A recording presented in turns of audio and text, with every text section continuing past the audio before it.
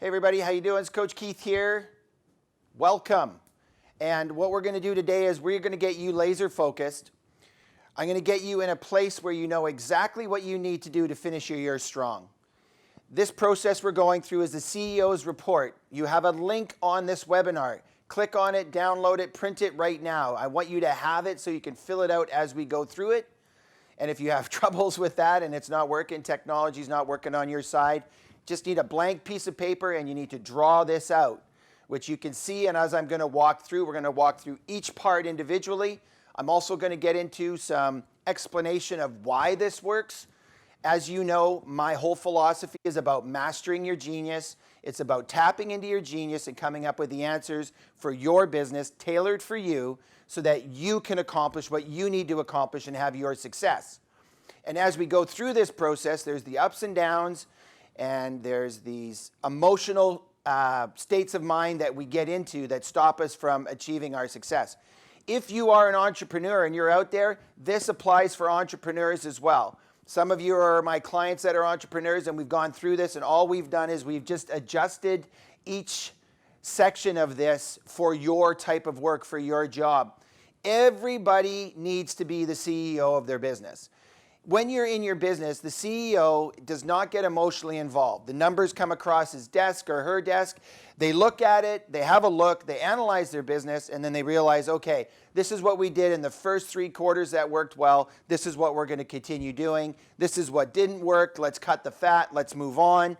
And then also what he does is, or they do, is they look at the overall picture of the business. And they do it unemotionally.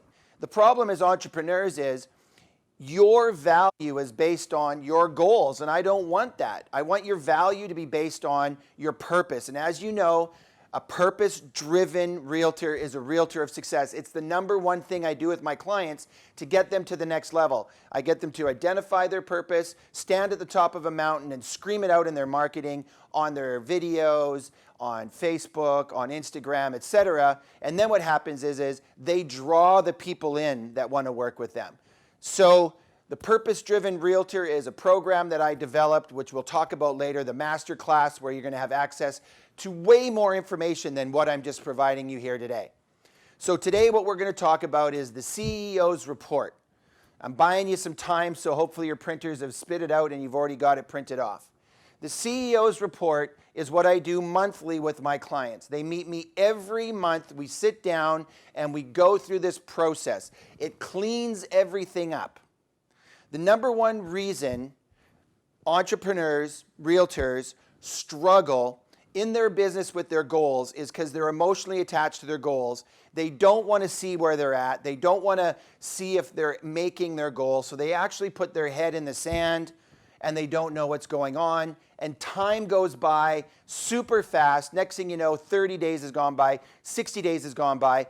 Then they realize the bills are coming in. They get into a motivational situation caused by debt. And then they get to work and then they make their money. And then they have this up and down process, which I do not want for you. I want you to have a smooth transitional business where you're going to be able to build a business that you can trust. And part of that is getting our head out of the sand, being in the truth in the moment, and realizing for us to impact other lives and to make a difference in others' lives, we need to be out in the community, more active. We need more business.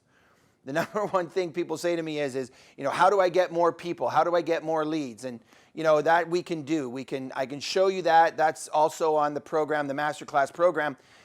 The truth is you need to be good. You need to be good in here. Recently I was just doing a coaching session, an onboarding session with one of the buyer agents for one of my teams. And as I was explaining what the team had gone through to get to the level of success, they went from being not even in top 10 in their office to number 1 overall in their district and area right now at 1.3 million in commissions, on the way to make 2 million by the end of the year. And when I explained to this young gentleman that I was onboarding everything that we had done, I said to him, so now that you've heard everything, what is your perception, or why do you believe, or what is it you understand now that has this team and their success? And he goes, well, obviously I thought it was business that was making business, but he said it's personal growth, obviously. And I said, yeah, that's exactly right. The personal growth they put into themselves allowed them to have the courage and to be the warrior in their business to get that business to the next level. And what I want to do for you right now is I want to awaken that warrior inside. I want that fighter. I want that person, that drive. I want it back. You know, one person the other day, I was in a coaching session, actually it was in one of my offices, and someone said, well, I'm writing this year off so I can have a fresh start. I'm like, no, you never write everything off. You know, when you throw the baby out with the bathwater, you don't keep the good. If you throw away the last 3 quarters of your year because you're unhappy with your goal, you're throwing away the good things you did to accomplish the deals and the goals and the things that you have done. So don't throw the year away. You're allowed to be present in the moment. You're allowed to clean, fresh start. You're allowed to erase the board and start fresh. Absolutely, we can do that. And today we're going to do that. First, what I want to do is I want to get you aligned with a direction, with a foundation and some stability. And then we're going to talk about what you can do to move forward to get there. So the first thing we do is we write down our year-to-date successes.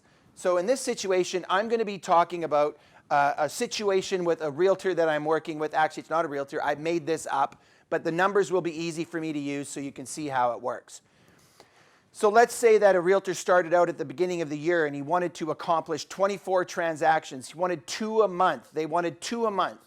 2, 4, 6, 8, 10, 12, all the way up to 24. So we take a look at where they are right now. We want to know the picture of your business right now. So I need you to figure out how many ends you're at so far this year. Now that should be something easy to do, but I do know that a lot of people don't keep track of their successes. They don't have it in the moment. They don't know. They're like, oh, I don't know, maybe I'm at 8 or I'm 9 or 7 or 12. And the reason they do this is because they think it's worse than it is. And then when they find out, oh, it's actually not that bad, we're already starting the shift in the state of mind. In this situation, 1, 2, 3, 4, 5, 6, 7, 8, 9, 10, 11, 12. This realtor has done 12 transactions. Okay, and nothing in September. September is our 9th month, so theoretically they wanted to be at 18. So the first thing you do is you write down out of how many ends you were looking to do, your goal for the year. And most of you probably didn't set a goal because that's what I'm finding. People don't set goals because they're too emotionally defocused and too driven down because they're not achieving them. So they don't even have this. We need this.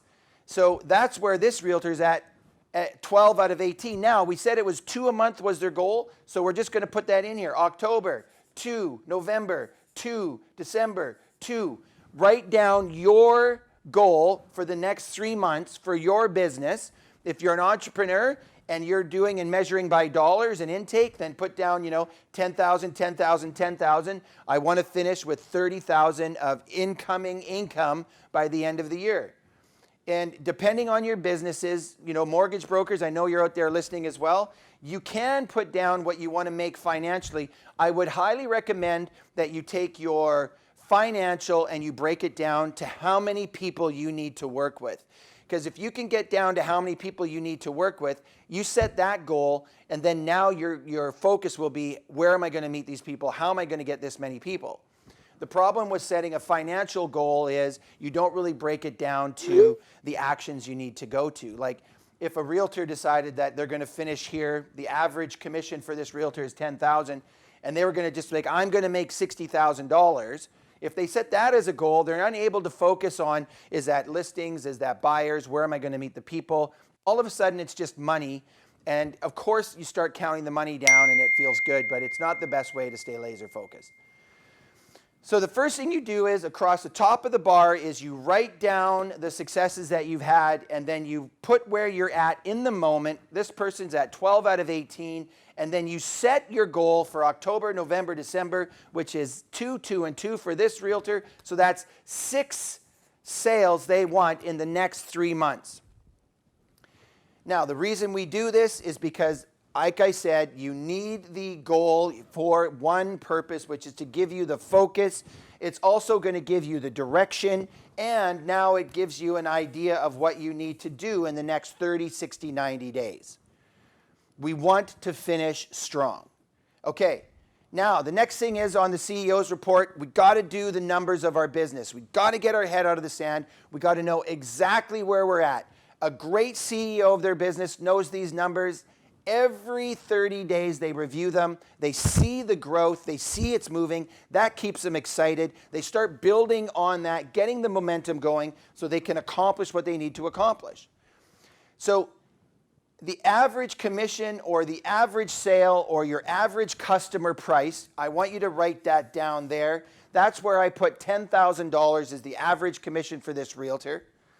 Again, most people don't know that number, and all you need to do is just go back, figure out how many transactions you've done, how much money you've made, divide the money by the transactions, and you get your average commission. This is important to do so that we can then go, and we're going to come to projecting our income so we know where we're heading.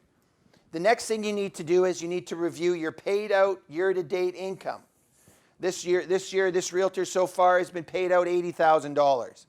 The reason you want to know your paid out year-to-date income is because then you realize exactly where you're at. You know, hey, it's not that bad or it's not that good and I need to get to work. Either way, you're going to figure out pretty darn quick what is going to happen based on how much you brought in or how much you've earned so far this year.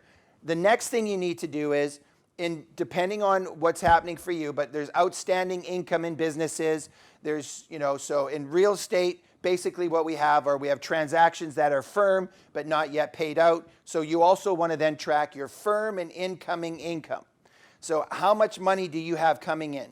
So this realtor has 4 transactions that have been firm but not paid out, so has $40,000 coming in.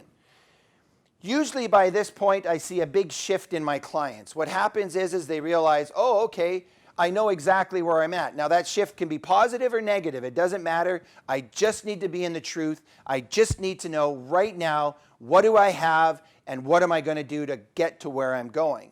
So the firm and incoming income, the paid out year to date, the last and final part of your financial statement that you need to do every 30 days is you need to get your projected income. Now the way you do this is now we have to step into the next part, which is our lead funnel. Okay, so we have to step into here. We have to now figure out the truth. Now, this is very dangerous. This is where I find a lot of people end up forecasting a ton of business coming in, and it never comes in, and therefore they feel disappointed, or they take their foot off the gas because they think they've got it covered. And the truth is I don't want you taking your foot off the gas. And if you go up here and this is negative and you don't like it, then what happens is you're going to be in a negative mindset and you're not going to be able to do the things you need to do. If I'm in a negative mindset versus a positive mindset, which I talk about in the master class, which is the 4 stages that you can be in. You can be in a future positive outcome, you can be in a future negative outcome, you can be in a past positive outcome, and you can be in a past negative outcome. Those are the 4 states of mind you can be in. This tool puts you in a future positive state of mind where all the action gets done, where you can actually tap into your full potential. This tool cleans it up. It empties what you were worried about. It gets rid of the BS and the bullshit. It tells you the exact truth of your business in the moment, which allows you to make different decisions. And then when you want to make a future positive mindset, then you make that decision to move forward. Lead pools.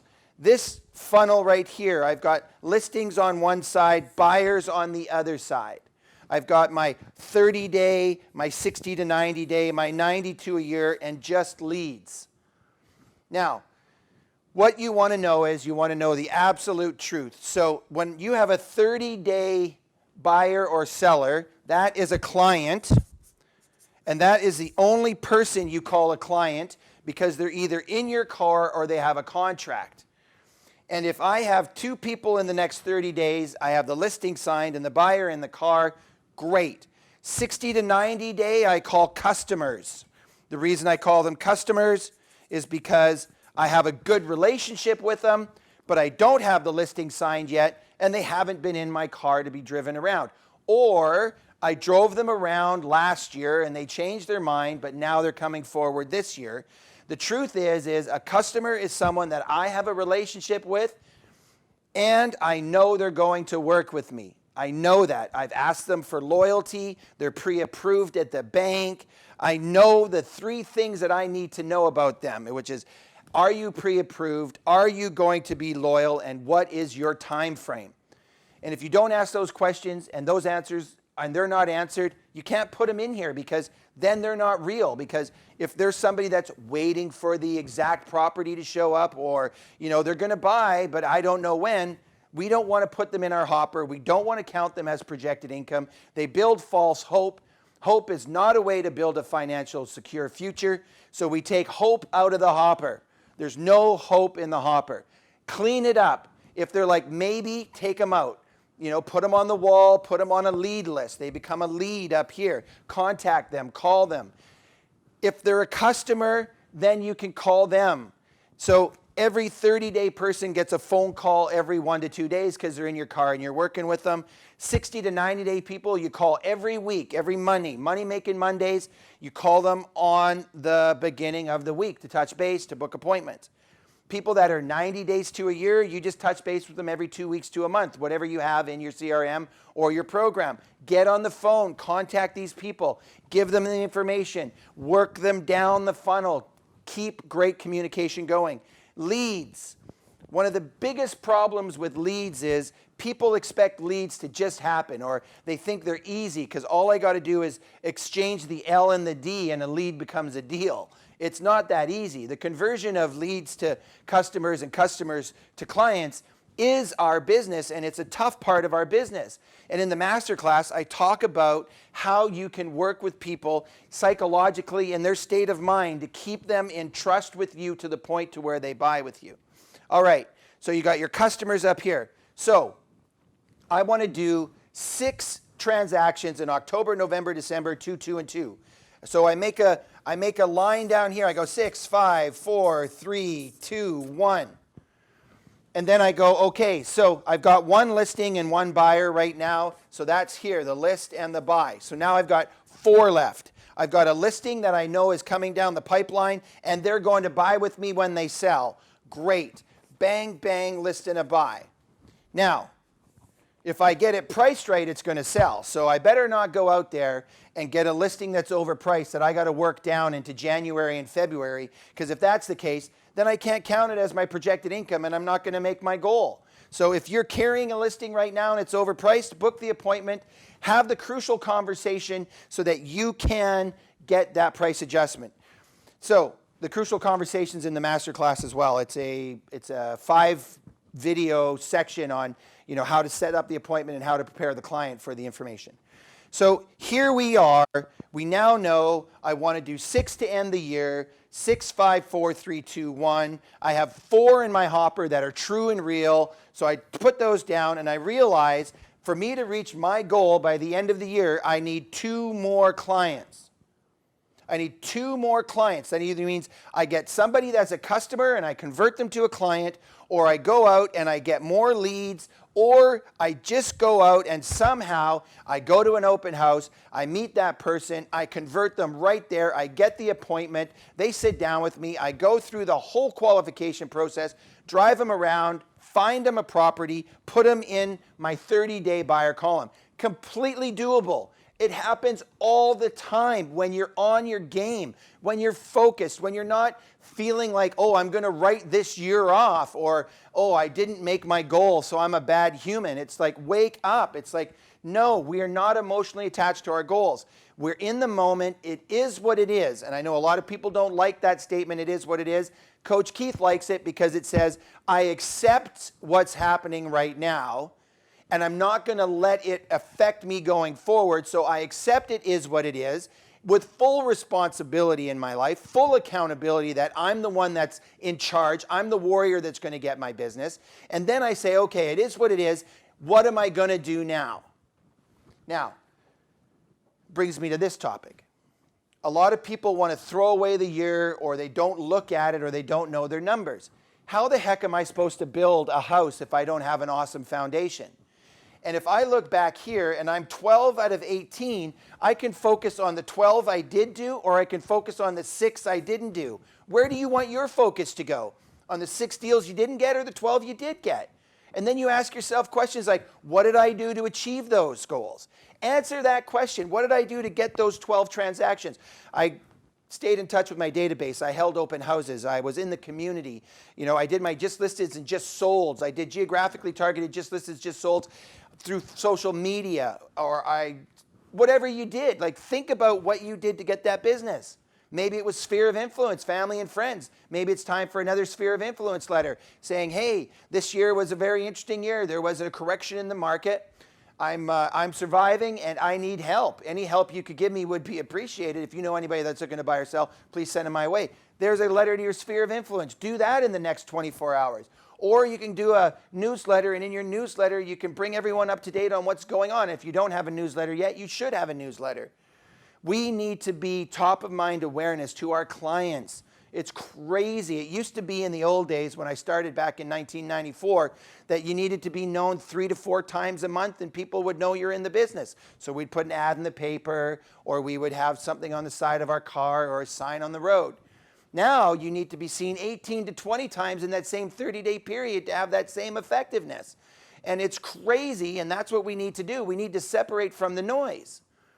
And the only way you can separate from the noise is by identifying your why and purpose that you're doing this business, and separating from other realtors by letting people know your core values and why you are.